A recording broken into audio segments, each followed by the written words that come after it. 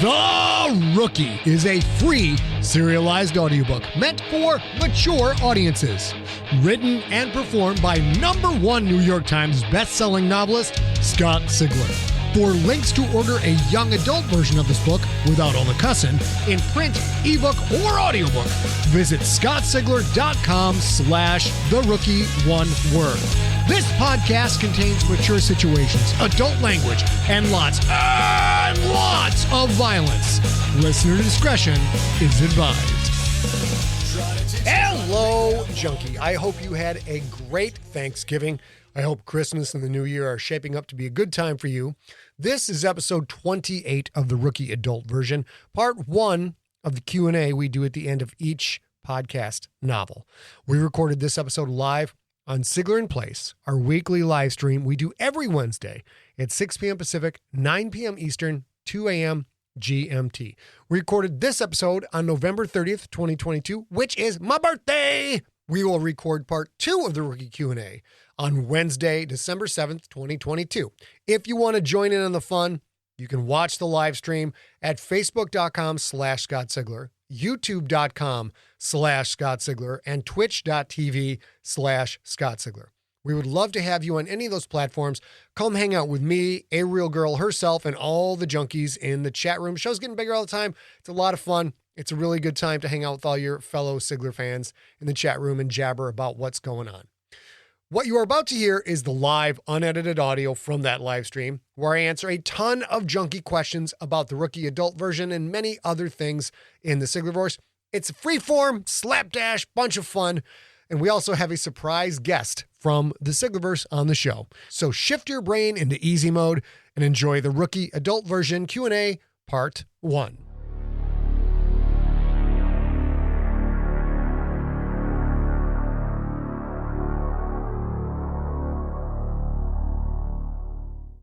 Hello, everybody. Welcome to my goddamn birthday.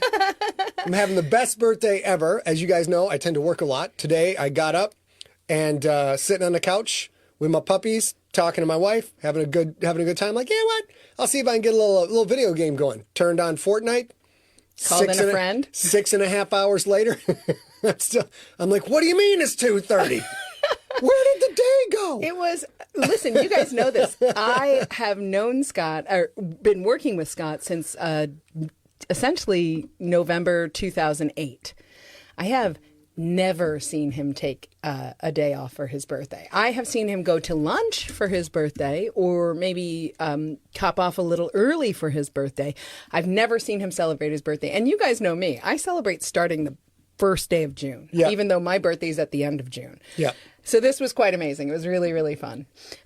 You are drinking this evening a Brown Derby, one of your favorite craft cocktails. One of the things that got you and Mr. Rob Otto, who is also in the chat room, also celebrating a birthday today. Yep. And our good friend, Dr. Daniel Baker, PhD, into craft cocktailing. I got to tell you. I got a quick side story.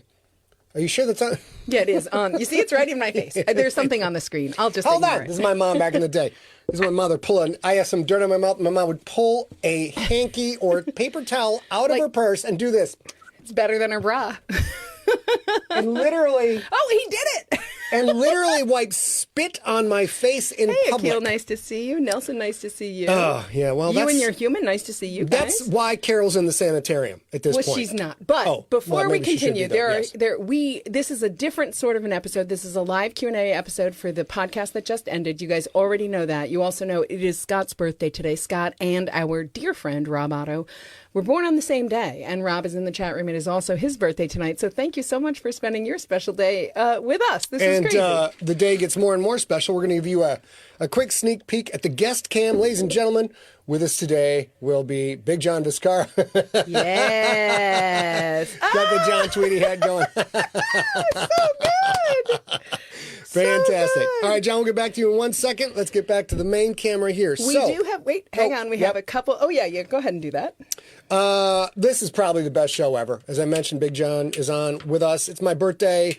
We don't have. I didn't do any of this shit. Junkie Pets, Siglerbrations. No. You just read it. It's going to be next week after the Q&As. Junkie Pets, Siglerbrations, Junkie Picks will be after the Q&A. Except next week will probably also be a Q&A. Yeah. So it may be after that. So, but it's the right thing because we've got 60 billion questions. Questions, and more questions. First of all, let's make sure we. If you send an SMS text 855-955-5095 to snap, what's coming up? Send SIG text to that number, and when we launch our new website, you'll get 10% off on the store. I got a cheesecake I tried birthday. to think about a magic that would allow Rob to blow out a candle, If you look at it from here, this is like a whole Cthulhu thing going, I'll swallow your soul, infinite mortal. But I couldn't do that, so Scott's going to blow out a candle for himself and for Rob. Oh, you're so sweet. There we go. Happy birthday to you. That's a peanut butter cup cheesecake cupcake, which is his favorite. So, Rob, all the times we were young and I got mad at you and I told you, I'm going to snuff you out like a candle. That's basically all we got. Text, okay, don't forget, info at empty set, we'll get to that. Newsletter. Turn off that. ScottSigler.com/newsletter to sign up for the newsletter. And as we have mentioned before, soon we will start to do something, we're not sure what, on the Cast app. Go to castapp.co. Sure. We're so excited. It's a free download. We're going to do a bunch of fun stuff. We're not going to get into it right now. Become the new year. Yeah, we've talked a little bit about it, but we're going to roll out Cast. some stuff. It's very exciting. Also, you guys know that our good friend Steve Rickeberg, every first Saturday of the month, hosts a several-hour-long, I think it's 7 hours long, happy hour for you guys all around the world to join. You don't have to go for the whole time. Go ahead and join. I'll probably be there on Saturday night. I know I've said that the last couple of times, but this time I really will be there because we're not leaving the house again until January. So I'll definitely be there for that. You'll see my Christmas tree, all sorts of stuff coming to join us. If you, like I said, you don't have to join the whole time. You can join for part of it. So let's see what else we have. I told you Scott's drinking Brown Derby tonight. Yep. He's having peanut butter cup cheesecake tonight. Yep. And I think we're ready to move on. We've already celebrated your birthday. Do you want to talk about the books? Let's talk about the books. We got a momentous thing coming up. Then we're going to get into the Q and the A, as they say in the profession. I would like to point out, ladies and gentlemen, we have let you know several times that if you happen to be an Audible customer and you happen to have listened to Mount Fitzroy, you should go leave a delightful, lovely review. We are now at 3,998. We are going to celebrate madly when we get to 4,000. I just did the ticker like a Jerry Lewis. Nope, two more to go out of nowhere. So at 4,000, those are some big boy numbers. We are quite excited. Earthcore, of course, still doing very well there. If you've not heard Ray Porter's Earthcore and Mount Fitzroy in succession, you absolutely should. Even if you've read the print books, I highly recommend it. It's a great listening experience, and it's a girthy listening experience. Earthcore alone is how long is that son of a bitch? 23 hours? It's very, very long. And they're good strong, bang for your buck. and it's bound to get the friction on. And then, I of think course, fiction on works too. bound to get long and strong, about to get the fiction on. That's why I married her. That's fantastic. And The Rookie is well over 1,000 reviews now, 1,170. But again, Audible customer, go review these things. If you happen to have got those books from Amazon, go review them on Amazon. Vote up other reviews that are super positive, and that helps us out. Leave your own review. Leave 5 stars if you can. All of that stuff is glorious. And now we're going to move on to The Rookie, ladies and gentlemen. We just posted the final episode of The Rookie adult version, episode number 27. It's all done. Those of you who got to celebrate it, whether you listen to it on the podcast, whether you get it from our site, whether you watch it on YouTube. It's not really watch it. It's a screen, right. but you can listen to it. It's done. It was very fun. A lot of the old-timer junkies had a great time listening to that because it brought back the memories of the old days. When was that? 2008? No, 2007. 8? Well, wait a minute. John, when Wait a minute. Hello, John. Hello, John. John, when exactly did we podcast The Rookie for the first time? First time. I believe it was 2007. 2007. Now, if there's anybody who is watching tonight and does not recognize this luminous human who has just joined us on the screen with his John Tweedy hat, this is John Vizcarra. We call him the Continuity Czar of the Siglerverse. He's also a dear friend of ours and Thanks, Matt. Does so much to help make this whole machine run. So we're super happy to have you for all the questions that we normally say, I don't know, maybe John would know. We're doing a Q&A. Matt Burkle, the screen moved when I went to reply to you, so I may have banned you for life from the chat room, which happens about once every other week, and I do not have time to fix it right now, but hopefully if... What was his question? He said happy birthday. Oh. And I went to respond to say, he said he loved The Rookie. I went to respond to it, and I may have sent you to purgatory. Matt Burkle. So Burkle.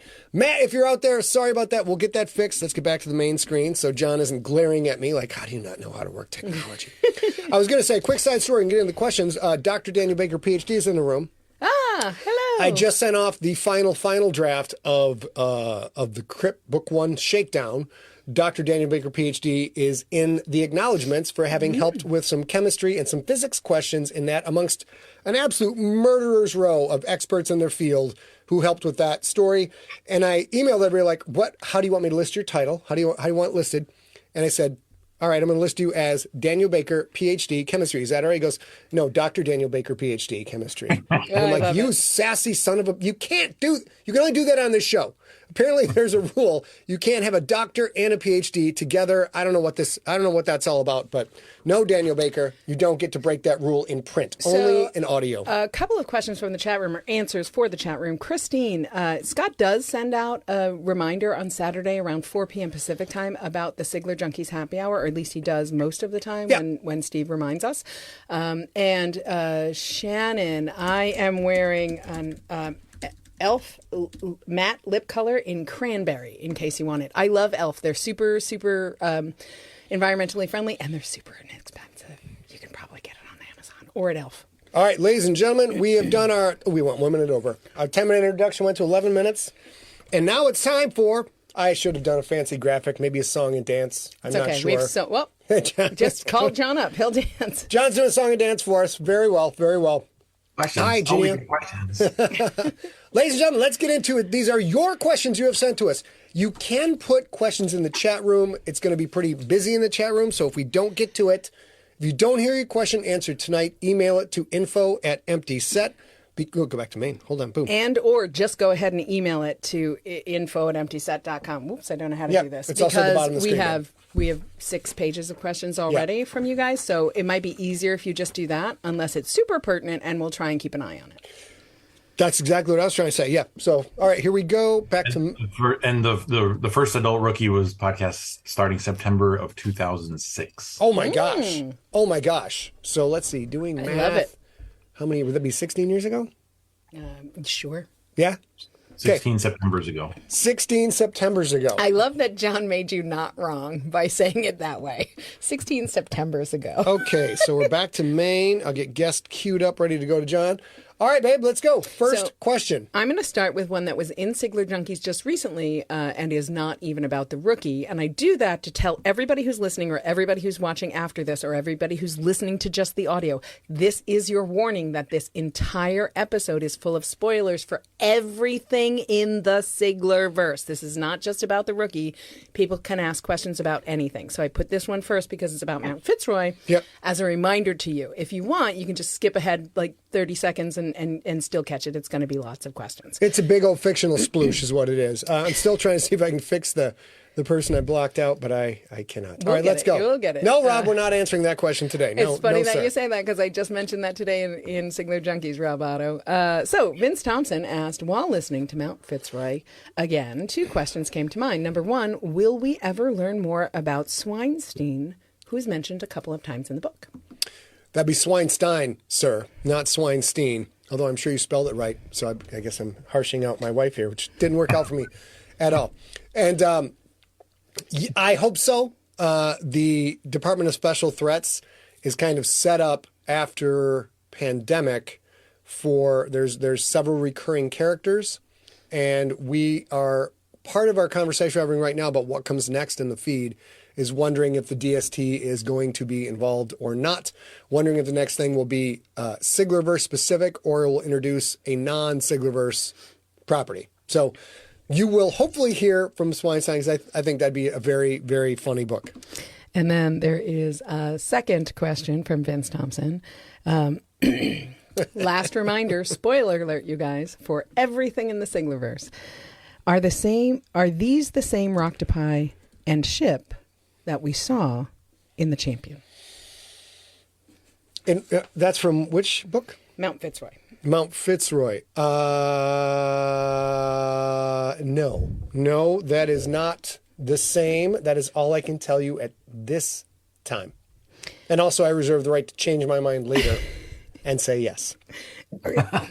This one you might want to call up John for, because this is definitely a John question. This one is from Clark Rose, and he asked, excuse me, you guys. He asks, how do you keep all the characters and all the worlds and all the rules in mind when spanning the entire Siglerverse? Well, it's funny. You should ask that. We have John Vizcarra on the screen right now. John and a few others are... and is the answer like sort of this? Pivotal, yes. Is it John? That's how we do it? It's basically John. We had the Siglerpedia, which was a lot more collaborative several years ago before spam started to just kick the shit out of us. So we had to kind of lock everybody out, except for a handful of people who still put time into it. John does the primary work over there. John's also on a wiki called the Secret Agent Wiki, which is where I talk. We put up stuff that isn't out yet so we can keep track of it. But John, tell them about all the good stuff that is there on the Siglerpedia, and I assume you use that as well. I do for some of the more recent stuff. There's a lot of this on the Siglerpedia that is from the original first drafts of the books that were prior to them being released with the book deals that you had with Crown and that kind of stuff. So some of that stuff's a little outdated, but a lot of content has been updated with the newer releases. And then there's some sort of special project pages that I put up there that I thought were kind of interesting. Like we put in a Sigler in Place page that has a list of all the Sigler in Place episodes and that kind of stuff and links to download those. But yeah, I do use a lot of that content to help me find, keep things in line and find the pieces, the little minutia that are out there. Yeah. And then John just also has part of the way we keep track of things is I'll send a question, and John seems to have a much more file cabinet memory of, I think that's in the starter, probably in the middle somewhere. Yeah, that's what I was going to say. So I'm like, I don't remember if I put it in a book. John will be like, I think I know where that's at, and then he will go track that down. So it's a really, as a writer, I'm very, very fortunate to have so many people who started out as readers become sources, experts, and collaborators. And John's just a huge part of the process now. He has to read everything before we put it out. Sometimes. Three versions of the Crypt he had to read out. He's still working on the last version, I think. But we're about to start. It's just that the continuity, for me, setting up all this intricate continuity for a brain that doesn't remember what I had for breakfast, was a bad call. What I was going to add is one of the graces of our professional relationship with John and our friendship with John is that John also brings up things that Scott completely didn't think to ask or remember about, and say like, you already said that this can't happen in the Quith Concordia or something like that. And it's a beautiful thing. He's such a great guy that it's never dumbass. There is no faster than light travel. It's all, on page 13 of this book, you said that can't exist. So he's very gentle, which is actually lovely because sometimes Scott is never a terrible human being when he's writing, except to himself. Yeah. But it helps that it's a graceful, useful way to talk about it so that he can just get into the work, because he dogs himself a lot, but he never dogs the rest of us. All right, dog, let's go. Next question. Blair Winston asked, do you think classic science fiction literature is different from modern science fiction literature, and how? Well, it's absolutely different from modern science fiction, in my opinion. Keep in mind, I am not a categorical reader of all things in science fiction right now. So, nor have I been for the past 10, 15 years or so. So I could be wrong about this, but modern sci-fi is far more interested in the human condition and, talking about, focusing on analysis on morality and what is right, what is wrong, what is good, what is bad, and looking at a lot of future and imaginary constructs to reflect modern day society and therefore critique modern day society. So in my opinion, modern day sci-fi is a bit more highbrow. It's a bit more judgmental. It's a bit more, the people who are writing this know the way that things really should be. And that, of course, that was there in the 50s, 60s, and 70s. But it was 50s, 60s, 70s also a lot more into, okay, what if two species came together that couldn't communicate at all? So like the first time out of the gate, like, okay, what if we have, what happens when two things pass each other at near the speed of light? There was a lot of math involved. there was a lot of tales of people, but by and large, old school sci-fi, in my opinion, the characters were there to support the plot, the characters were there to support the math, and the characters were window dressing on the concept they wanted to explore. So now I think it's flipped a lot. Yeah, and I'll say he mentioned judgmental, and I don't disagree. A lot of modern sci-fi can be judgmental. Would you bring up John? I would love to hear his answer too. So I also think that while that is not untrue, I would say that modern sci-fi doesn't have to take over the big issues like Arthur C. Clarke did, which is what is possible in our world, and what if we're part of a giant community of other human beings, or other sentient beings, I mean.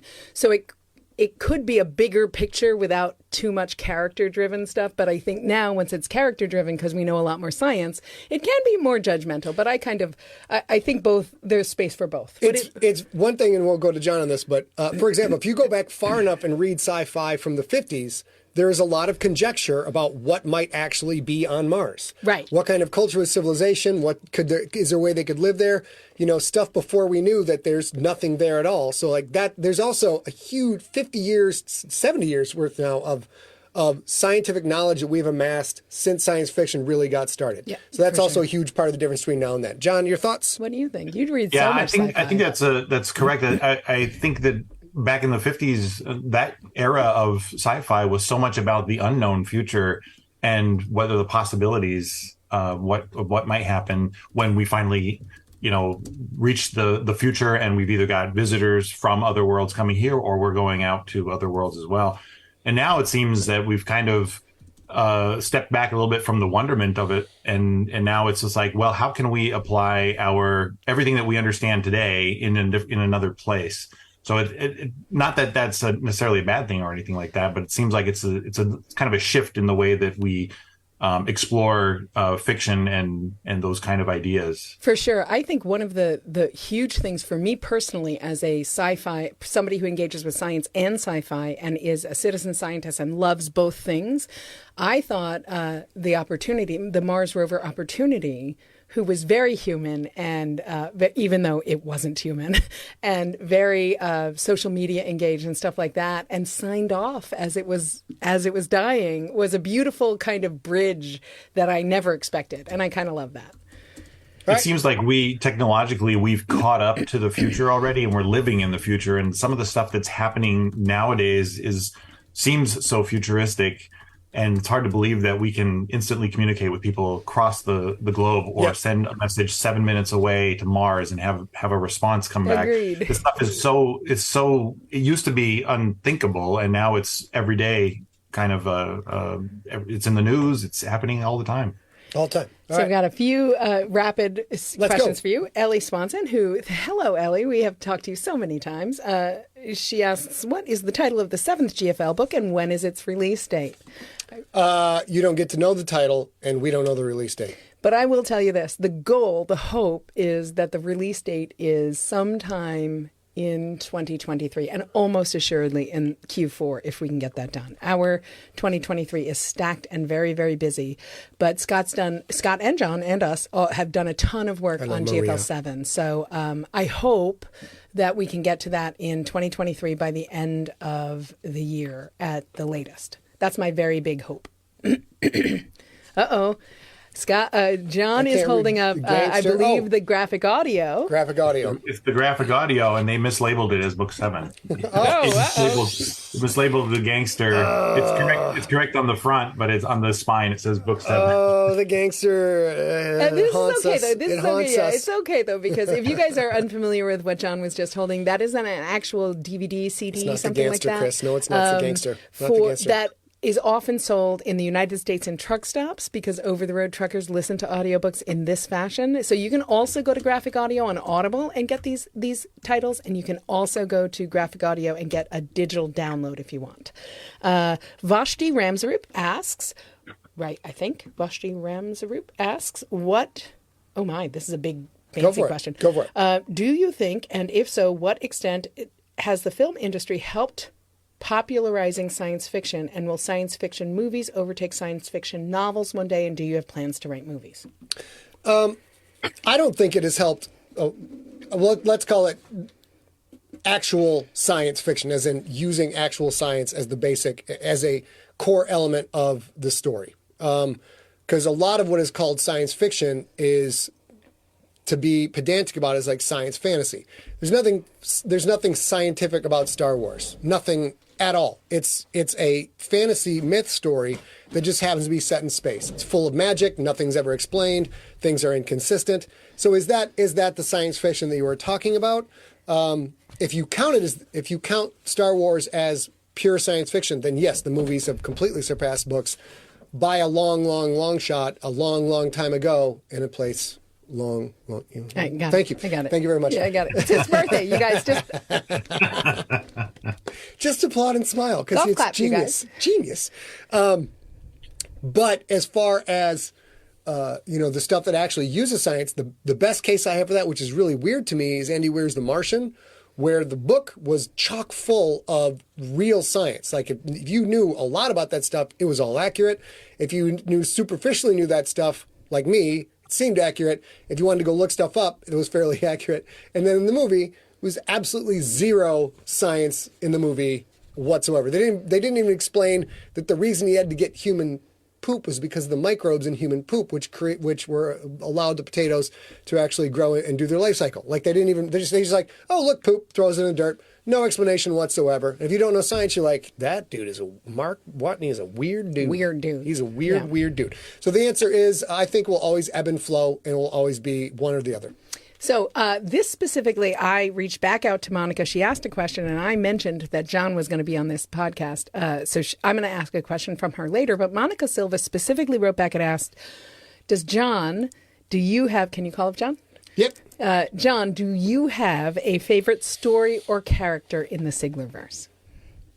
I do. My favorite story in the Siglerverse is the story Passenger.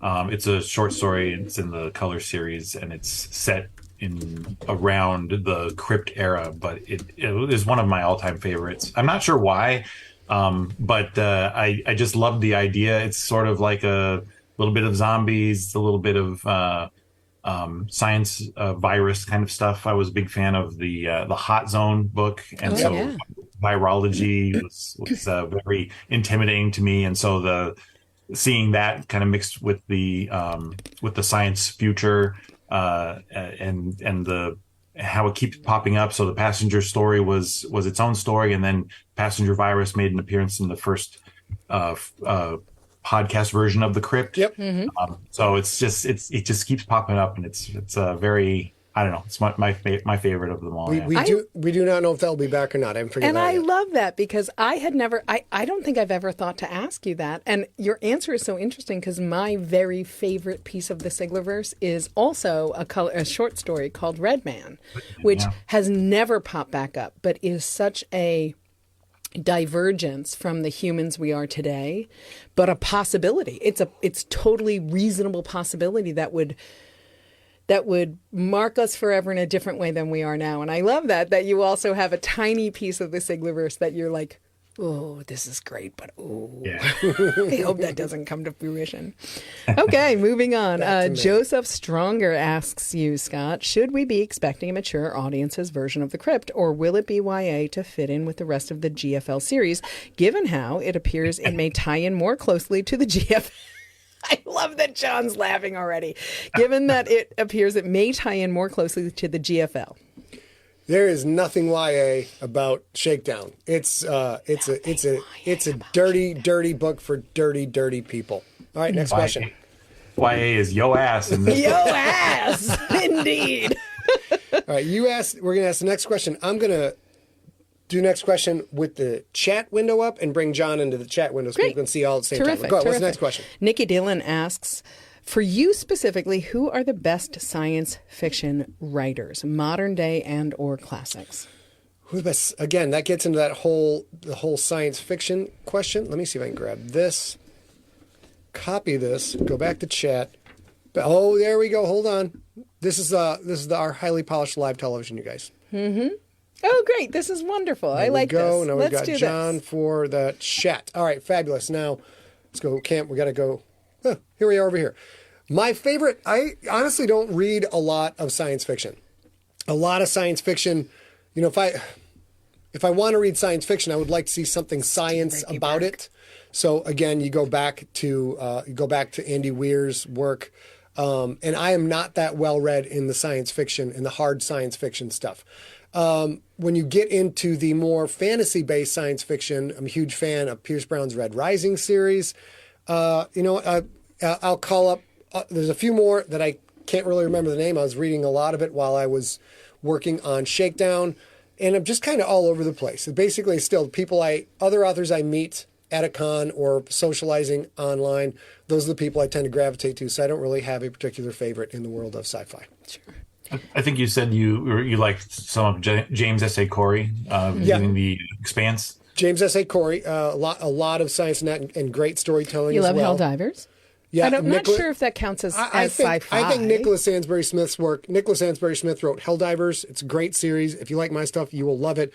I think that is about 80% in the military sci-fi and 20% in the hard science fiction. Because to tell his stories, he takes a lot of liberties with science and kind of has a good time with it. Jonathan Mayberry gets a lot of scientific elements into his Joe Ledger series in order to make monsters believable and plausible. And Jeremy Robinson is another one who does the same thing.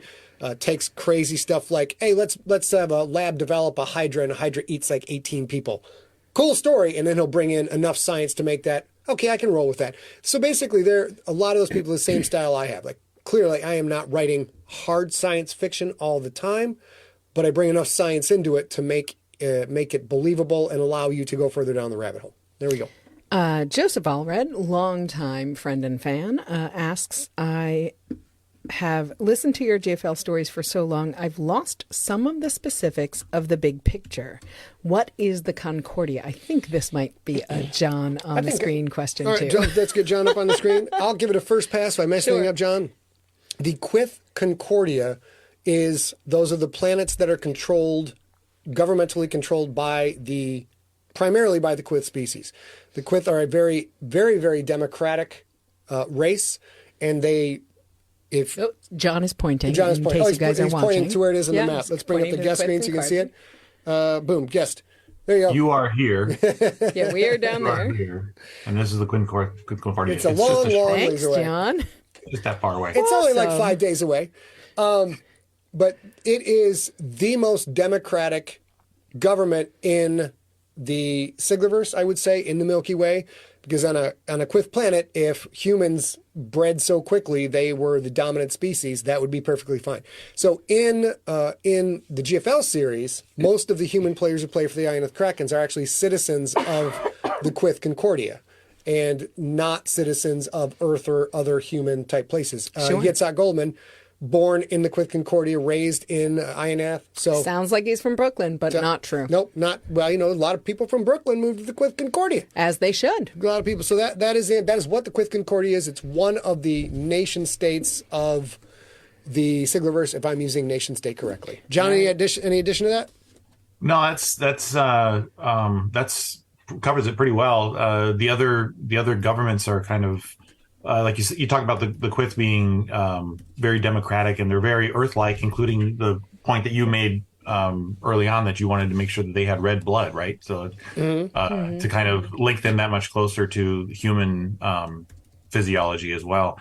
There are other governments in the Siglerverse, and they have different kind of structures. Like the Creterakians are kind of like I don't want to say eusocial, because that's kind of more like, I think that's kind of the Quyth Concordia as well, but it's this huge hive mind and a large number of people. Then you've got like the League of Planets their head of state is the chief scientist. So it's, there's some sort of, there's different governments and they have different structures, but Quyth is probably closest to what we're familiar with. And I will tell you guys, slight spoiler alert, there is some secret shit going down with the Quyth Concordia coming up in future books. And it's going to tie a lot of stuff together. And I want to say, as a reader, which I know is kind of hard for you to picture right now, but that's how we met. I was a reader. The League of Planets meant a lot to me because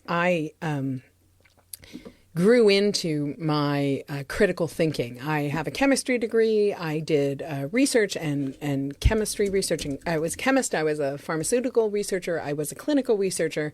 And I grew into my sort of skepticism and critical thinking. And there was a while where I was quite hardcore. I was also in my 20s. I was quite young. And I feel like the League of Planets is sort of a little bit too far to ignoring human frailties and emotions and needs and social needs and things like that. It's a little too... The Planetary Union, you say? No, the League of League Planets. Yeah. I think they're science only, and that will work to continue the system, but it doesn't give you any joy or joy of a fallible life in the same way that a Quith Concordia does. League of Planets, by and large, is if the Nazis ran the most powerful science corporation in the world. Yeah. in the galaxy. And we will not see too much of that as we run through the end of the GFL series, but eventually, maybe if I live long enough, we'll get into some more books there. I have a hard question for you, Scott Sigler. Michael Prescott asks, what are some or the hardest scene you've ever written? You see your brother's comment there before I continue. I'm not. I've loved you since the day I was born, Jude. What are some or the hardest scene you've ever written? I think the end of Contagious was probably the hardest scene I've ever written. And that's still, I think I did a pretty good job on that because it's still upsetting for me to even bring it up, to watch someone go through that journey and then wind up where they wound up. I think the opening of Pandemic was really, really difficult for me to write because I was going through a divorce at the time. I was just going to say that was what I would have guessed. The beginning of Pandemic. Beginning of Pandemic. I was, the Evil Queen and I were parting ways at the time. And, and I think I can't really remember the dates, but either we were parting ways, we had just parted ways. So a lot of that stuff was fresh, and I was able to channel a lot of that into Margaret and Otto's dialogue and really capture those feelings. And reliving those feelings was pretty crappy. The one thing you guys will never ever have to worry about, the hardest thing I've ever written was the blog post I wrote after Mookie the Evil passed, Mookie the Violent passed, and I felt I had to write that because I was so verklempt with all of the emotions. And this is why when you read my books, the dog will never die. Mm-hmm. Everybody else is up. Everybody else is on the chopping block.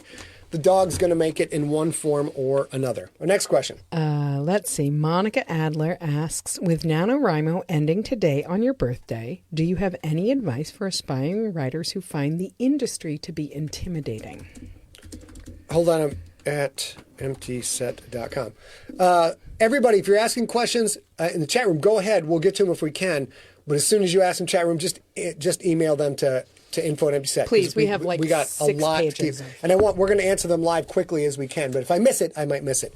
So the question again? The question was, with NaNoWriMo ending today on your birthday, any advice for aspiring writers who find the industry to be intimidating? I think, as I have said many times since my career began, that this is the best time in the history of humanity to be a creator of anything. So if you are an aspiring writer, go to YouTube and look up So You Want to Be a Writer, Scott Sigler. Watch all of those videos. They will be very helpful to you. I don't talk about how to write. I talk about a lot of the other stuff around writing, a little bit about the business and how you can, be consistently producing stuff. Don't let the industry intimidate you because you don't need the industry anymore. So I think the way to go now is when you write books, you want to write the best book you can, you want to watch those videos, edit it 100 times, hire real cover artists, hire a real editor, save the money, hire a real editor, edit the book, learn how to put that book out yourself as an ebook. You can go on ACX, Audible Exchange, acx.com. You can find other people who read the audiobooks for you. And instead of writing book after book after book and sending them out into the industry to hopefully get attention and doing what I did for 12 or 13 years trying to get published, you don't have to do that anymore. You can put stuff out in the marketplace, start establishing your brand as a writer, and you're going to get better as a writer. So when you start out, you can use a pen name, whatever you want. If you're putting books out for sale, you will be gathering real world business experience that will let you sell more books to more people and start to find your audience of people who can't wait for your next book to come out. That is something that was not available to me at all when I got started out. I'm very jealous people get to do that now. And, there's well over 1 billion English-speaking people on the internet right now. If you write on a regular basis, release on a regular basis, release quality product, and are diligent about figuring out how the game works and how to market your books and keep learning that, you're going to wind up selling books to people and you will be very happy. Will you make a ton of money? Not at first, but you might figure out the pros and the cons of it. And the last thing I'll say about that is, and I've learned that more is more. The more books you put out, more is more. The more books you put out, the more you trip the algorithm, the more you find the people who really like the stuff that you make, and then the larger audience will get from there. Consistency will always win out over everything, except for the few people who the fiction gods tap them on the shoulder, gift them a career out of nowhere, and usually those people aren't around 10 or 15 years later. Carrie Kavitz gone. on YouTube. Please email me that at info@emptyset. I want to do that next week, but I am in the midst of a handful of questions, so please email me that. Let's go. Adam Waugh asks, I love all the timelines and stories in the Siglerverse. Looking forward to what the Crypt series will bring. As for the crew of the Oleron, which was the Stone Wolves, if you guys haven't read it, will there be any more backstory for Zan in the future books, or even a short story like there was for the creation of the Prowat? Thanks for all you do. Yes. Next question. Okay, Sadie Adams asks, what is the... you might call him... Oh, good. John's up. Because I would like his answer, too. Okay. Sadie Adams, what is the first book or the most recent book that made you cry? Boy, oh boy. The first book that made me cry, gosh, I don't know. Probably something by Jack London. Probably one of his dog books, I would guess. Hard to remember. I'm very old now. I'm totally answering this question because it was Higgins and the Great Big Scare. And it was about a dog who was afraid of groceries. That was the story. I was very young. And then right after that, I got a little cat, and he was a premature cat, and I named him Higgins, and he was my very first pet. So that was me. John, do you remember? I can't recall the most recent book. John? I can't ever recall one making me cry, but I do remember a visceral emotional reaction to the Red Wedding in Game of Storm of Swords. Yeah, reading that and just being so, it made me want to throw the book across the room, which is great writing. It really just engages you, pulls you into the story, and then just turns your expectations upside down. I just thought that was fantastic, and like I said, it didn't really make me cry, but it sure made me want to punch some walls. And I do believe that's Sadie, Sophie. Just go with it. It's fine. Sadie's vibe there. She's like, what made you react in real life to a story? Yeah. Oh, Charlotte's Web. Yeah, somebody calling up. Yeah, you guys throw them in the comments if you remember the first book that made you cry. Charlotte's Web was very, very sad. I have been wanting for years. I've been checking, hoping that passes into the public domain, so that I can write Charlotte's Web 2, A Nightmare of Spiders, where a little bit of radioactive waste spills into the farm and spiders become the size of your chest and breed in huge numbers and sweep around the country and kill everybody but the pigs. We have a billion questions, sir. Oh, yeah, okay, sorry. Allison Rosso, you guys, you won't know this, but I will tell you. Allison Rosso came to Siglerfest 2018 dressed as Farm Girl. It was super subtle. She was gorgeous. Yeah, she had all the appliances. She had all the accoutrement. But to look at her, she just looked like a normal, professionally dressed woman until she did not. It was beautiful. So she wrote in and she says, I have a question for the Rookie Q&A. Before this one, I had never listened to the podcasts in sync with the episodes as they were being released. I always was behind on timing, so I'm very excited to be able to contribute a question this time, and here it is. All right. I liked how Quentin was sort of clueless early on about what was happening in some situations with his teammates, particularly when it came to other characters' motives for their behavior. Hey, buddy. Because of his arrogance or inability to believe that anyone would be helping him, he was often confused or just flat out wrong about what was really going on. This almost made him act as sort of an unreliable narrator. Which is a storytelling device that's always fascinated me. What can you tell us about the decision to write Quentin this way? And did you draw any inspiration elsewhere for this. Stephen King's Jack Torrance from The Shining comes to mind when I think about it. Jack Torrance, I'm going to go to the main screen. Jack Torrance is not an unreliable narrator. He's crazy. He's got a lot of mental challenges going on because Jack Torrance believes his world is real. The unreliable narrator is the narrator who's telling you this entire fictitious world and is not telling you the truth about this entire fictitious world. And this is a literary device that I don't use because it flounders and confuses me that the person who is telling you the story, how things look, feel, smell, all the sensations, everybody around them, is not telling the truth, but because that's your only window in.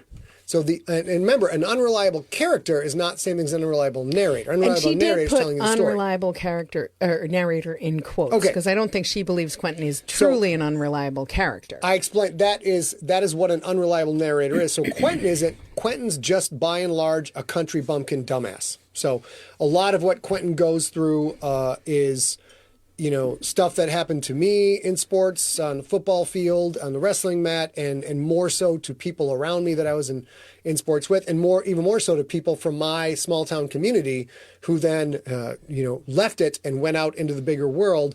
And when we would go back to the hometown community, and all of us who had left had gone through significant change by being exposed to different social styles and customs and cultures, would go back and be like, holy crap, are we like this when we were here?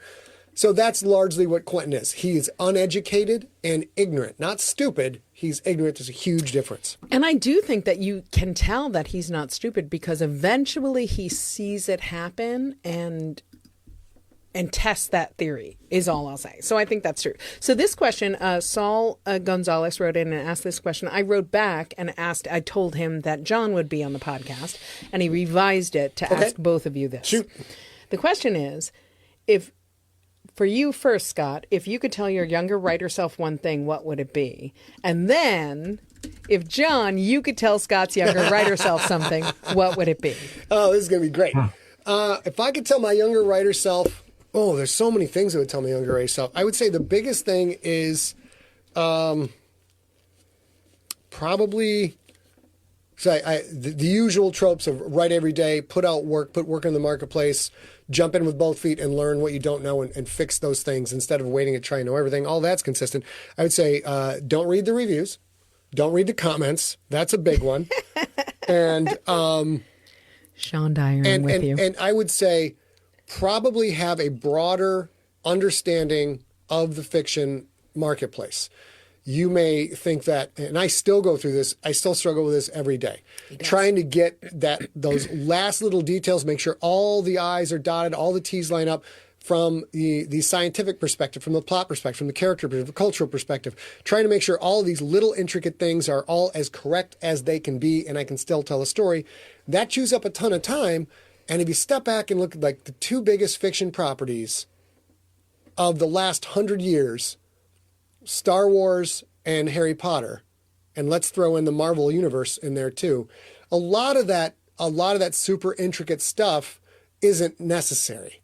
And if you want to tell those, it's important for you to have all that stuff buttoned up and dialed in. Super cool. You can put in that work. But I think the main thing I would tell my younger self is the reader cares more about characters and relationships than they do about anything else.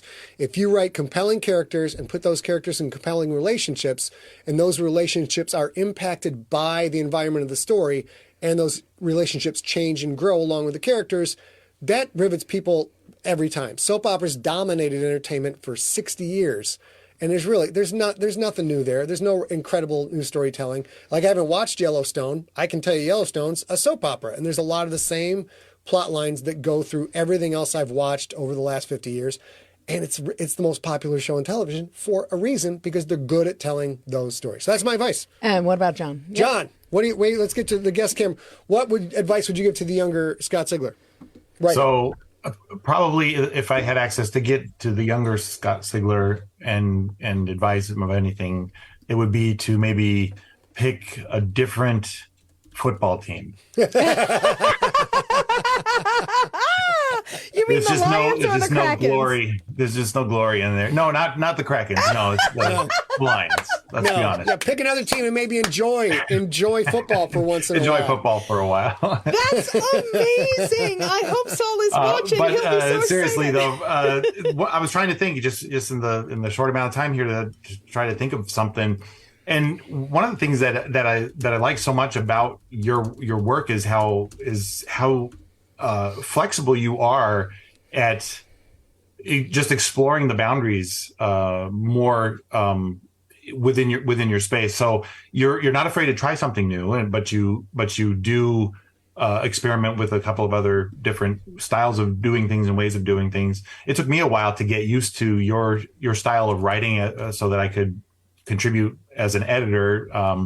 But I can't really think of anything that that is needed work or that to advise you to be more, accommodating or explore new media or anything like that, because you're doing it all. So I'll just say, keep on your path, I guess.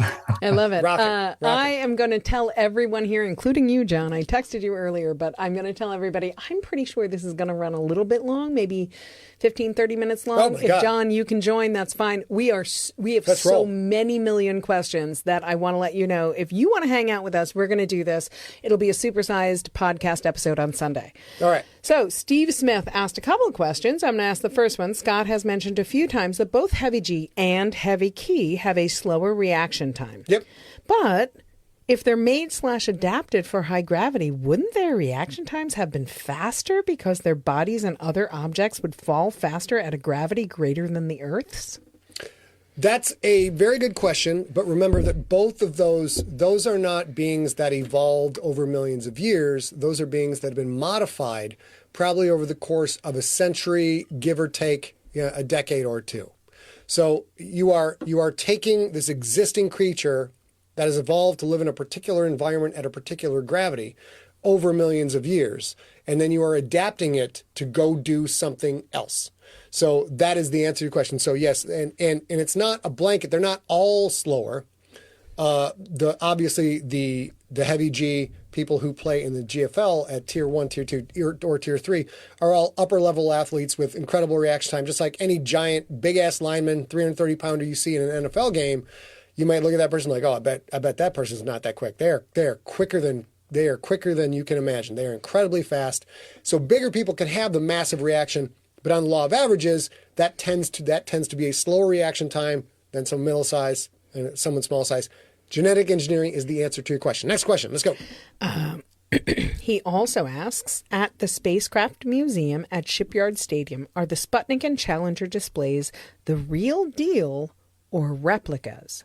I know there were a few spare Sputnik units laying around, but an actual surviving Space Shuttle Challenger would mean the Siglerverse diverged from ours at least as early as 1986. I'm just curious. I believe they are replicas because if they were real, Greedock the Splithead would own them. I don't know if you guys caught all of the world famous pieces of art. The only real ones. The things he actually owns that are real are currently treasured and irreplaceable on Earth, and you can only imagine how rare they would be 600 years from now. All right. One of them is the Venus de Milo, right? The Venus de Milo is one of them. Yep. There are several, but that's my favorite one. Let's see. Logan Schaefer said, how many unpublished, half-published, or not yet published books or short stories or ideas do you think you have? At this point, half-published, very few. I'm probably less than 10, maybe less than 5. Because I've been doing this so long, we've really had to go into the well to okay, what do we have that's done? What's edited? What can we put into the feed? As far as the ideas go, hundreds. We have hundreds in our database right now of stuff that I know. We're having discussions. We're currently talking about this. We're having discussions every night now about the next thing, the thing we're going to start on January 1st, a brand new line of fiction coming out January 1st. And you will be hearing it here a lot. It'll be first heard on this live stream every Wednesday. Then we'll take that content, edit it, put it into the podcast feed on Sundays. But we are looking at one particular thing because it incorporates 11 other novel ideas that I know I will never get to, but could happen in this particular setting, which is pushing us sort of in that direction. So idea-wise, hundreds. And we've talked about that Scott has a database that started in an Apple program called Bento, which is no longer existing, and a company called Ninix, which I cannot... Ninix! Every time I mention, I have to say it with my whole face. Ninix! He's got the book. Yeah, we've migrated it to that, which is an open source version of Bento. And right now, because we are talking about what happens on January 1st and what this live podcast story becomes, right now there are over 100 ideas, of which somewhere around 67 are fleshed out enough for him to start writing. Like, it's not just a byline, a title, a byline, and an elevator pitch. It has a little bit more in it. So that's an interesting thing. So this is, I'll show you guys. First, you have to tell them what this is. This is a super cool thing. I think I started this in high school. I'm not entirely sure. You guys have to see it, though. Oh, this is pretty cool. I'll show you this. But I know I started in my 60s. This is one of the original binders I got. It's old circuit boards that somebody turned into a notebook, and I used it so much that it split. And so I think that the is first page you can show, because it's got the coffee bits on it. This might have been this got the coffee bits, but you guys will like this. This would be from over 20 years ago. Let me see if this will show up on the camera. This was my first sketch for. A little bit. If I go back, you can't really see it. Let's try this side. Yeah. Oh, you got to switch. Sorry, guys. We'll try this. I'll try this. Otherwise, I'll have to. Yeah, there it is. There it is. No, they can't. They can't see it. Back up a little. Oh, no, you can't. We'll put a print next week. It is a rough sketch of a block part of a mountain being lifted up and the thing underneath. And I have it listed as Thela, Utah, 7 years to destroy chemical weapons stockpile. So that's the first note that got early start of Earth Core. Yeah. And then there's Mike one here Weir's, called we call that Sigler Artifacts. One of the Bumblebee Club, which is something. So for I would say 25 to 30 years, I've had a story called the Bumblebee Club that I've never got to. What happened? Which you might get to soon. Oh, yeah, you maybe. Can't talk about maybe. right now. Okay, moving on. So this is kind of fun. I would like... Oh, good. John's up on the screen. Yep. This is good for me. Tom Reynolds was so excited to have a chance to write in for this. He says, the first podcast episode I ever listened to in my life happened to be an Adam Carolla show podcast with Scott as the guest promoting Ancestor. The very second thing I ever listened to was the first episode of Ancestor. Nice. And I have been a junkie ever since. I recall Adam asking Scott how he can make a living giving his book away for free, and Scott blew off the question by saying, I'll make it up in volume.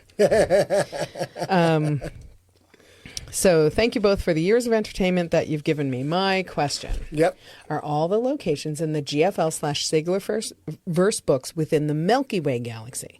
It is, after all, the Galactic Football League. On the other hand, it's also the Siglerverse, and I assume with FTL travel, all things are possible. So is the story restricted to the confines of our relatively tiny galaxy?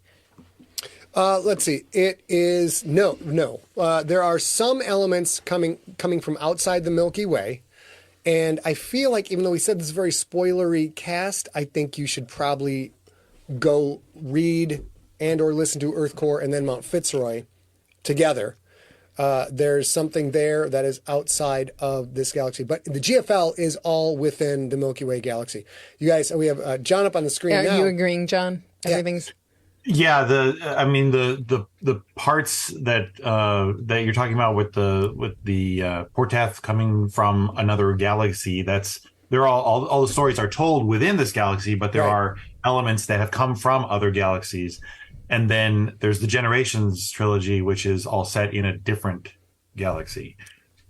Yep. So you said the right thing. You're like the GFL, which I love because I don't know if Scott did this on purpose, and we've never talked about it. So you guys will all ask me here this question. It's the GFL, even though it all happens in the Milky Way, just like it is the Super Bowl. The World Championship. The World Championship is the Super Bowl, but it's only American teams. Are you saying it should have been the MWFL, the Milky Way Football League? No, I'm saying that you mimicked the way that American sports works in that the world championship for football takes place in the Super Bowl, which happens only with American teams. Yeah, but I don't think I don't think that will last for more. I think within, I'm going to say 15 years conservatively, we will have 4 to 6 teams in the NFL in Europe. And right now, yes, the World Championship is only in the National Football League. But the second the NFL integrates with the Canadian Football League, for example, or Mexico City gets a team, we're going to see Toronto gets a team. It'll still be the National Football League. It's even more obvious when you think about baseball. Yeah. Which is absolutely the World Championship, and many of the best baseball players are Japanese, and they don't have a team. Yeah, so well, that's an interesting side effect. Yeah, that's an interesting side effect. But it's not incorrect, though, too. It's the Galactic Football League. It's the Milky Way Galactic Football League. Yeah, it's not the sure. Intergalactic Football League. It's a good point. That was between other ones. So it's Chris, Galactic Football League Milky Way edition. Chris Grawl in the chat room asks a very good question. He says, how does the tank fit in? The aliens in that story were Abanesia, correct? Yes, sir, that is correct. But I haven't told you where they come from just yet. So there you go. But that story takes place in the Milky Way. In the Milky Way, correct. J.R. Murdoch, please email that to info@emptyset for me. Please, please, please. Jeremy McBride asks, this is special for this week. Go for it. Once you finish writing a book, what do you do? What's the first thing you do? What do you do for the next few days? What do you do? Well, I take, the day I finish the book, I tend to take the rest of that day off, and which means I do email and to-dos and go through, email and to-dos. He's and completely try and catch right. up. He just said he takes the rest of that day off and then he catches up on his admin work. That's true. Oh, Mike Wers, email that question to info@emptyset, please. That's a great question. I would love to answer that. So he's right. That's what he does if he finishes a book before noon, which he did for The Crypt, book 1. Mm-hmm. What do you do that evening? What I do the evening of the Crypt book 1? Mm-hmm. I assume I was hammered because I don't remember. He had a couple scotches and he watched the MCU. That's what he did. Yeah. But normally, what do you do for the next few days after that? What's your requirement? Which is my requirement, by the way. It's A's requirement. I am literally contractually forced by my boss in this business, because I am the future Dark Overlord, she's the CEO of the company. I am forced to not write anything. Write long form fiction. Not write long form fiction for a week. So I can keep doing. I can get caught up on email and caught up on the checkbook, everything like that, and go through and do all those things. But I'm not allowed to start anything new or write long form fiction for a week. And it's a rough week. And those two things are super important. He's not allowed to write long form fiction, which means he's not allowed to start a short story, because that's long form fiction. That will take 7,000 words. That's not an email. That's not a short note. That's not a birthday card. And he's not allowed to start anything new, because I just mentioned that Linux database. And it's got 132 things in it right now. So he's not allowed to add more ideas to that. He is allowed to dip into the database and think about things he might like to write next. He is allowed to flesh out ideas that he's had and he's been brewing in his free time, dog walk time, when he's not talking to you on 2 Pups, 1 Cup. He's allowed to do all of that. He doesn't have in the pandemic world anyway. He doesn't have you've been writing, now you have to paint the outside of the house, now you have to reorganize your whatever. He doesn't have those chores, but he does have to take a break from the hard work of 10 hours a day in his head, and he can only do that if he can't write long form fiction. Yep. All right, let's go. We got next question. Rock and roll. Jason Lombardo asks, yes or no, do you believe I will be able to hear you read GFL Book 7 by Election Day 2024? Can't possibly answer that question right now, hopefully, but we don't know. Next. We hope. Carissa Logan asks, do you Google yourself? Hey-o. I also want John's answer. I do occasionally, and that's part of the marketing way, the part of the marketing of being in the business in the entertainment business is you do that every now and then. You have like a checklist to go look around and see what's going on. Sometimes if I get a burr in my saddle about books being pirated or anything like that, I'll Google that kind of thing and see what I can send over to Random House to let their lawyers try and take care of, et cetera. But by and large, not really. And every now and then I've gone to Wikipedia maybe once every year or two to see what's going on there. And it's usually contextual. I don't wake up and go like, I think I'm going to see how I am dominating Wikipedia. I usually like, oh, there's this thing. And then sometimes I Google myself to find answers to shit. Like today, even though I have all of the assets, I had to Google the rookie Scott Sigler to find the image that I used to send all of you guys as the SMS text and as the social media text to let you know about this particular talk. So that way I do Google myself quite a bit. Can you ask John? Yes. John? I could have told you that there's a Siglerpedia page that has all the covers of every book is up there.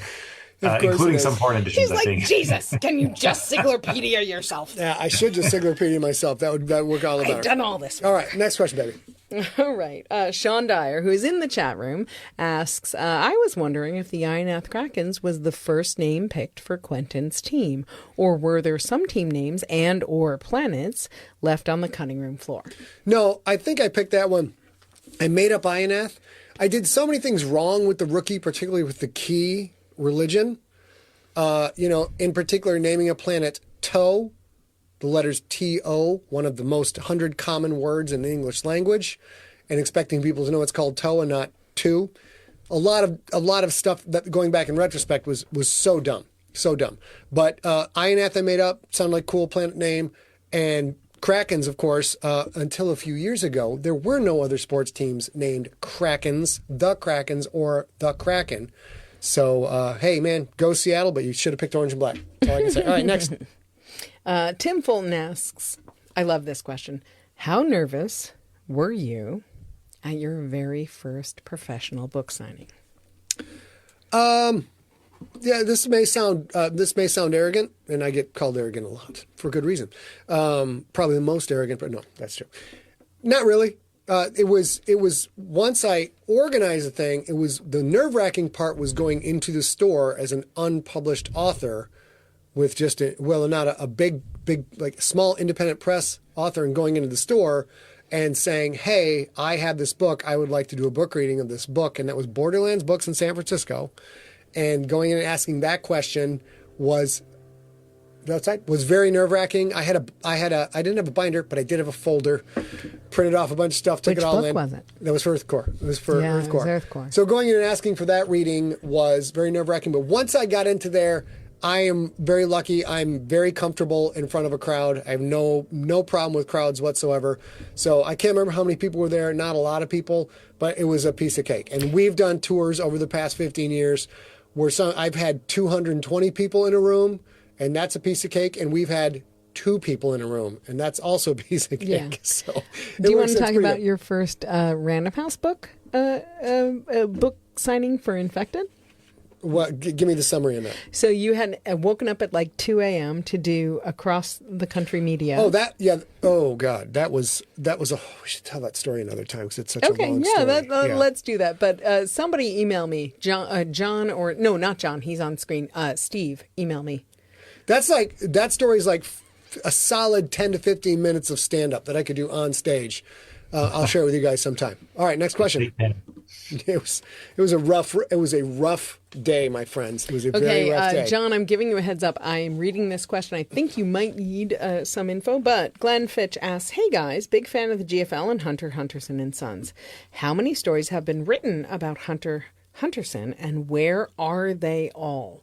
Bones are white and blood is red, I know, but also I remember one about a haunted Safeway. Yep. Where is that one, and are there more, please? I can answer that real quick. Michael C., your question, can I give you a Crypt update? Yes, I can.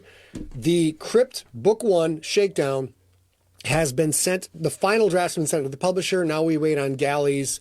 It's now into the production phase. All of the writing is done.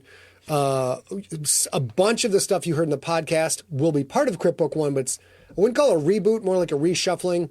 You'll see when you read it. That was all a bunch of separate character stories and no central premise. So to sell a book, I need a central premise. So they're on the crypt and they go out.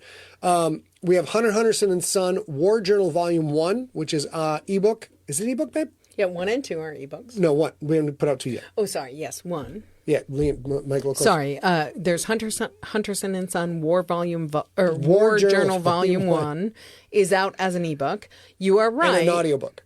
Some of those stories No, are I don't know if we have an audible. Good. Some of those stories are it's in Audible. Okay, it's in Audible. But some of those stories are in Blood is Red and Bones Are White. And you are also correct that you have heard this Haunted Safeway story. And then every war journal for Hunter Henderson and Sons will be 3 stories. We have 2 finished stories. Need to get to the 3rd story at some point to put out volume 2. So yes, we are looking for more with that show. Next question. So he asked, how will we find them? So one of the things you need to know, and John, you weigh in whenever you want, but what we were doing is we were anchoring the color collection stories with one novella, and the novellas were Hunter Henderson novellas. Once we started to do the war journals, we pulled those out. We have stories that'll come out as a short story collection. They probably won't have a Hunter Henderson in them, so we'll figure out where to put the Haunted Safeway, which is a gorgeous story. But I will also tell you that Scott has in his database something called Hunter Henderson and the Dragon Lady, which has teeth to it. Actually, it looks like we don't actually have the ebook, babe. We just have the audiobook. Okay. Yeah. So we'll have to get that fixed too. That should be up as an ebook, we'll get that not. fixed in 2023. But you can see more Henderson and Son coming in 2023 for sure. Am I missing any stories, John? I was just going to mention there are a total of 6 stories in the Hunter Henderson universe. 3 of them are comprise the War Journal Volume 1. One was The Case of Haunted Safeway, that's in the Games Creatures Play short story anthology. Mm-hmm. Then there's The Case of the President of Hell. That was in Demons of King Solomon. Yes. A short story anthology. And then there's another one that was written and read only at Siglerfest in 2017 called The Case of the Rabid Unicorn. Ah, yes. Yeah, that'll be in... Nelson knows that one very well. Yes, and well-deservedly so. Yeah. And I put a link in the chat for where you can find each of the books and which each of the stories and which book they're in. If I go to books now real quick, let me call this up so you guys see it. Of course, over on Siglerpedia, there is Hunter Henderson Son series information, characters, etc. Then John, as you can see on the screen, has all the stories listed where they were first at, and then War Journal Volume 1. So again, when in doubt, I know this is hard to remember, but not really. If you go to scottsigler.com, there's a button at the top that says Siglerpedia. You can always go there. It's pretty well up to date. You search for the thing you're looking for, and when in doubt, just look on Amazon and look on Audible. That's where most of our stuff is going to be. Next question, baby. Alan Stevenson asks a GFL question. Wedge formation was used in the last game in the rookie. Will it be banned as it was in the NFL? That's a very inside football question. So the wedge formation is when Team A kicks off to Team B. Team B, instead of the guys running downfield to block the oncoming Team A, they kind of form a wedge and go through, and that is now illegal in the NFL. I don't think that's in the final version of the rookie, but it is in the adult version, the original version of the rookie, because when I wrote the rookie, that was not illegal. So if it is in the final version of the rookie, the version that's out now, I don't think it is. Yeah, I can't remember. But that is the answer to your question. That was 100% legal when I wrote the book. So when I write the book, the rules that are there now when I write the goddamn book is the rules that the GFL has. For example, the 2-point conversion wasn't legal when I started writing the book. That wasn't part of the NFL when I started writing the rookie. So we had to adapt for that. All right, next question. And the touchback also goes up to the 25-yard line now, where it was at the 20-yard line in the book. I think the GFL would keep that because of the amount of speed they have in the field. They'd probably drop it back to the 15, but. And the wedge was in the final rookie. Was it final? Okay, so that is still absolutely legal in the GFL. At least it was when the rookie was written. But remember, we're 6 seasons past that. 5 seasons. Sean Dyer says the wedge was re-legalized once aliens got added to the game. Correct. Boom, problem solved. Thank you. Boom, problem solved. That is correct. That is correct. Crystal Carter asked you, what is the hardest thing about your job writing, and what is the easiest? First of all, people out there trying to guess the name of GFL Book 7, good sports. Good job. I will not tell you whether you're right or you're wrong. As far as when that will be on Audible, the GFL Book 7 will not be on Audible or available in print or ebook for a while. We will start to warn you when it's getting closer. What was the question again? I already forgot. It was Crystal Carter asked, what was the hardest thing about your writing career, and what is the easiest? The hardest thing, it's the hardest thing. Let's go back to the main. This will sound weird. I think the hardest thing about the writing career was understanding when I had made it and didn't need to be so angry and upset all the time at all of the things that I was fighting for that I wasn't getting. So, I don't have anything adapted for a movie or a TV show yet. And that has been something that it's not exactly a bitter pill, but it's been a constant goal that I've been working at very hard for a long time. But now finally understanding, like, you know what, if I never get that, that's unfortunate, but it's not that big of a deal. At this point, we have a very simple lifestyle. Our house is paid for, car is paid for, we have health insurance, we're out of debt. Boom. That's it. And so I've gotten a lot better at the thing that was hardest was accepting, like, yes, we have done a great job at this, and we have an incredible audience of dedicated, brilliant, wonderful people who love to experience our stories and interact with us in situations like this. And I have a career that even some of the biggest, richest writers on the planet don't have this, because they haven't built their career on their fans and interacting with their fans and building a community. Mm-hmm. So before we even knew that was a thing, we built a big community, and that has carried us through everything. So the hardest thing was accepting, like, you can calm the fuck down and smile a little bit more, because it's, you don't have to be in a fight every day, every minute of every day. And the easiest thing, I don't think there's anything easy about this business. Like, like every job everybody has. Some days are great, some days are not, right? Yeah, there's not one easy thing about this business whatsoever. The easiest thing is wearing pants is an option. That's the easiest thing. I don't have to wear pants if I don't want to. So there's that. All right, baby, next question. This is easy. It's an AB question. Okay. The Talisman or Fahrenheit 451 from... Oh, I thought it was a question about you. Yeah, I did too. All right, let's go around from the clock. Muhammad Ray, The Talisman or Fahrenheit 451? Fahrenheit 451. The Talisman. John? Fahrenheit 451. There you go. I love it. All right, next question. This is from Joseph Alred, who's our good friend. All right. He says, 1, clowns as antagonists. Not an evil clown like Pennywise or the Joker, but somebody who has and finds comfort in the attire. He has his other evil stuff that drives him through the story. Do you think clowns are played out for the time being? Have you read Chuckles Mulrooney, Attorney for the Damned, sir? I think that's why he's asking the question, actually. No, I don't think clowns are played out because they're alien. Clowns are aliens that we can talk to and look and touch. But when someone focuses on the clown part of the person in fiction, that is, by and large, that is an alien creature, a mythological creature. There's a ton of stuff you can do with it. I don't think, just like a dude in a mask with a machete, that's always going to be scary to some context, and a dude in a clown outfit is always going to be scary. They're popular in video games, they're popular in movies, so I don't think it's been played out enough yet. There you go. And, excuse me, Joseph, I'll answer your second question, which is there a way to still download the Crypt Book 1? And my answer is, I hope the fuck not. No. I hope the fuck not, because we sold it to somebody else, so yeah. I hope the fuck not. The Crypt Book 1 no longer exists. You guys could consider that a series of character studies for characters that will appear in the actual Crypt Book 1, which is going to be published by Athon Books sometime in 2023. Yeah. All right. And if you guys find it, if you love us, please let us know. This is a question for all three of us, I think. All right. Theo Conway asks, A or B, Kirk or Picard? Ooh, man. I'll go first. All Picard. Right. Ooh. Picard all the way down. John? Picard. Man, that's tough. I love Picard's voice.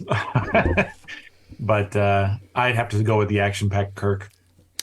I've got to go with Kirk because without Shatner's rendition of Kirk, I don't think we ever have a Picard.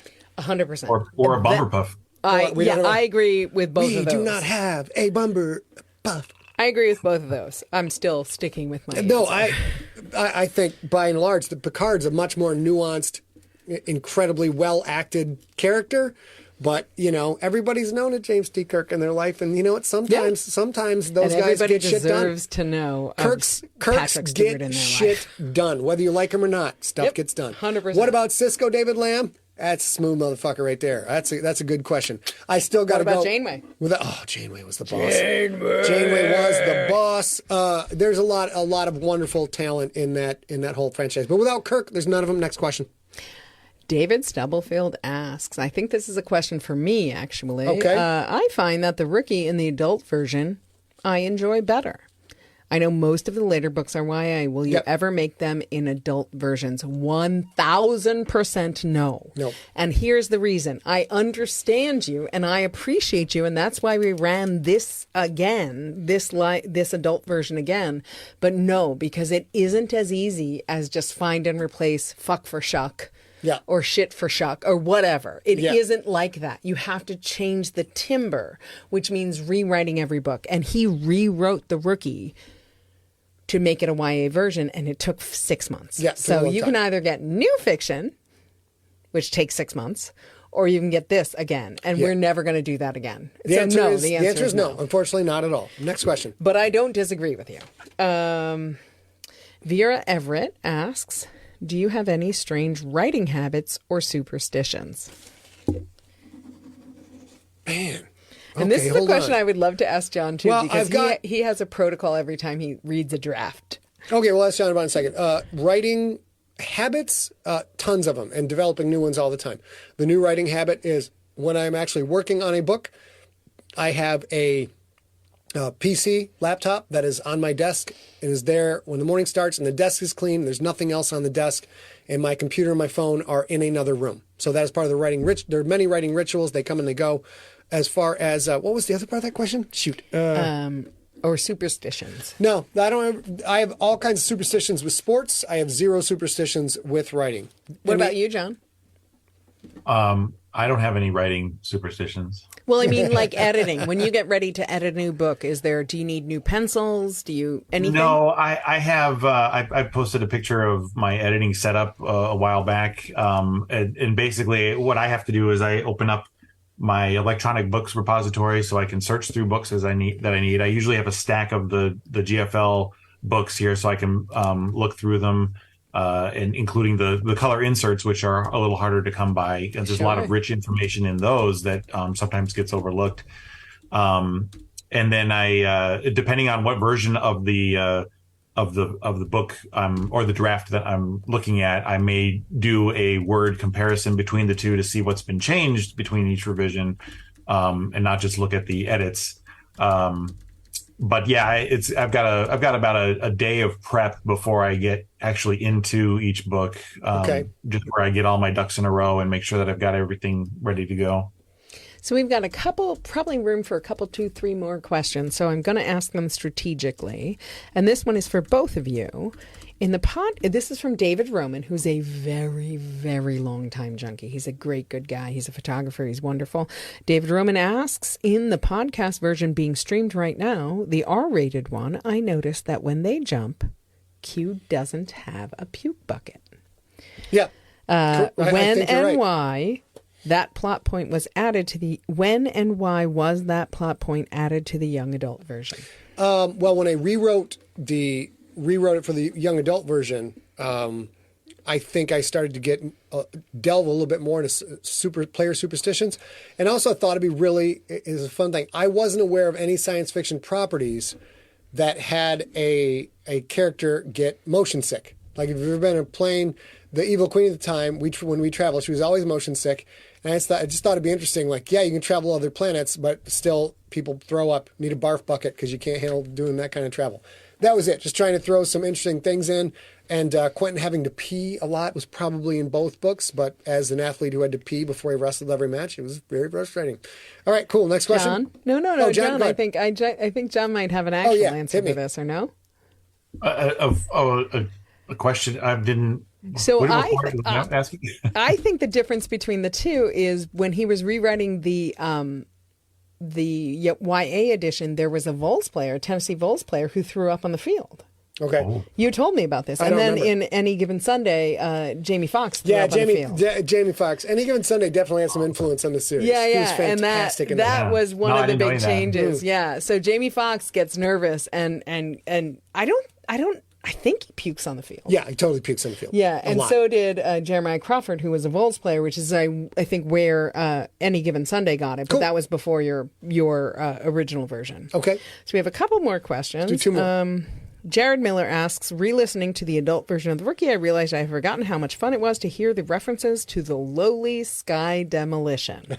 It prompted a question. Sure. We know there is relegation from Tier 1 to Tier 2 for the two last place teams. Is there anything similar that sends bottom rung Tier 2 teams down to Tier 3? Or are Tier 3 leagues not as interconnected to Tier 1 and Tier 2?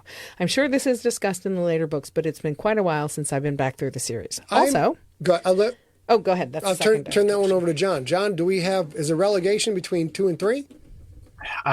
Between 2 and 3, I nothing comes to mind. I can look into that, Yeah, we don't but talk I about don't it. recall it being discussed. I believe there absolutely should be. There and must I be, think right? because the whole promotion relegation is modeled after English soccer, EPL, and other European leagues. And it's just the most amazing thing for a larger pro franchise. So I believe that there is. I can't tell you exactly where it is specified. What's the second part of the question, baby? It was a different question, which is also, there are semi-frequent references to gin and tonics parallel with references to junkie gin. Was this a nod to Douglas Adams and the Hitchhiker's Guide to the Galaxy? I don't think so.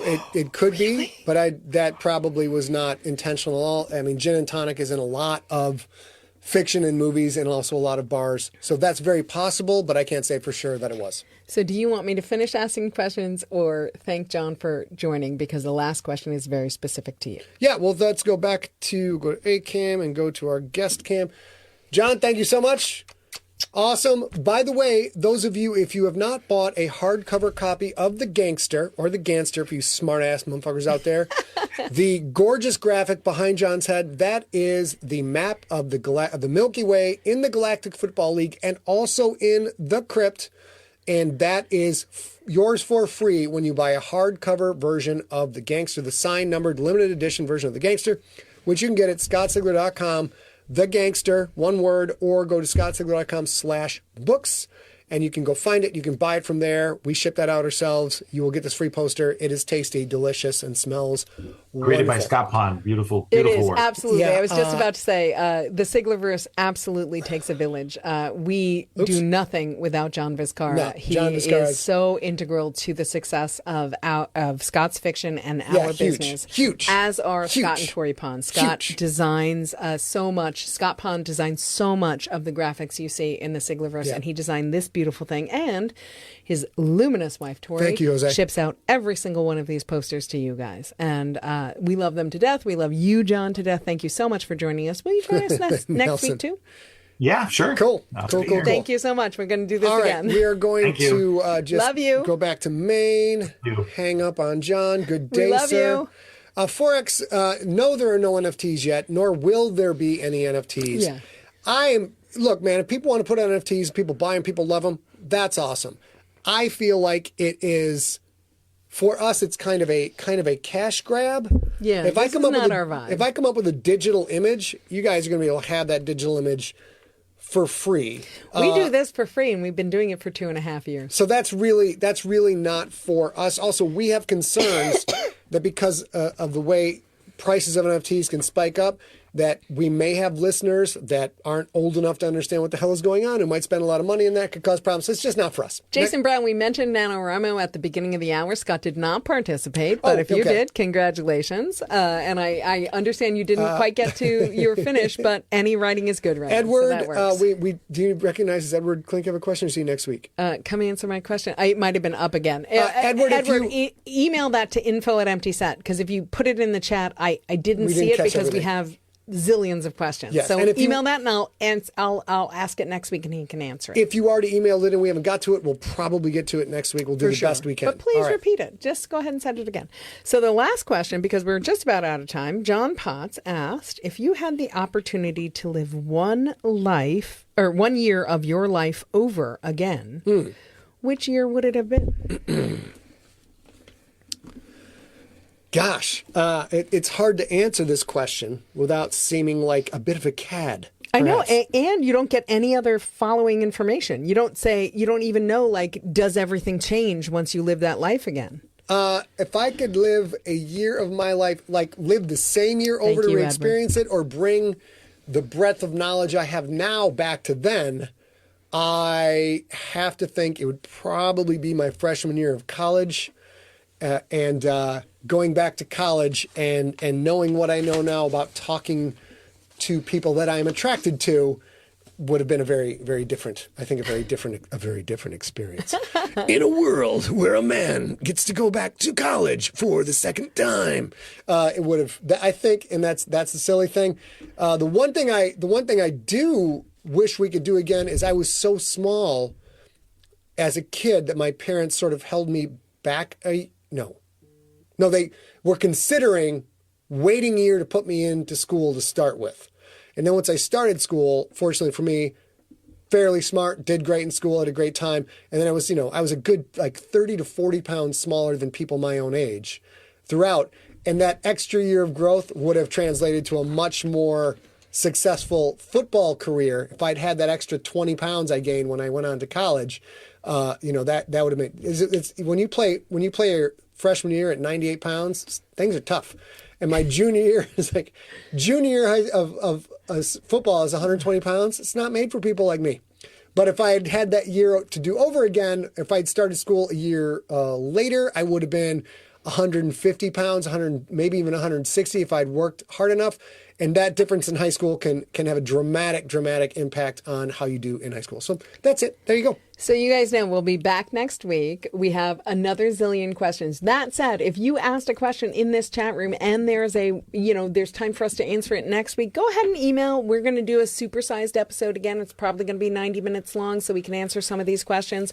These same questions will be in the podcast feed on Sunday. So if you've already heard them live, you deal with that. Otherwise, we'll be back next week, which is December, I think, 7th. I'm not really sure which it is. December 7th, which is the second rookie Q&A. We're going to do that. And we love you. We thank you for all the questions. Thanks for hanging out, you guys. We love hanging out with you guys. And obviously, this is Sigler in Place, so we want you always want you to stay smart. We absolutely need you to stay science, guys. It's about to be winter in the northern. It's about to be winter in the northern hemisphere. Things are getting. I thought you were gonna stop after stay science, and I was like, I made the cut. And then we want you, for the love of science, to please stay informed. Listen to people who study science for a living, not the people who are trying to get clicks, shitting on the people who study science for a living. Safe, that is what we want from you guys. Come back next week. This is super fun. Hot. The hottest stuff in the burger is coming for you in January. And happy birthday to you, Scott Now, Sigler. I'm just a small town pizza birthday boy. But all right, that is it, ladies and gentlemen. We want you all to go kiss off into the sky. Let me go here, and then we go here. And...